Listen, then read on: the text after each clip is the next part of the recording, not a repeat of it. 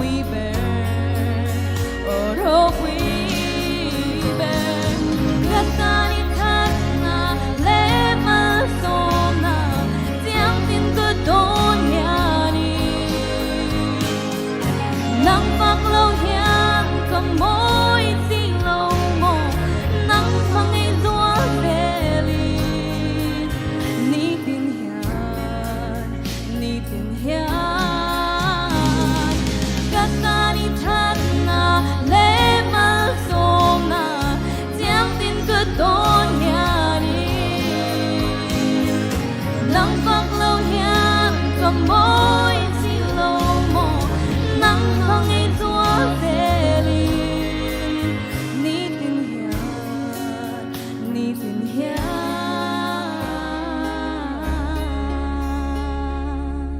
Buat pamit sampai nak cakap saya.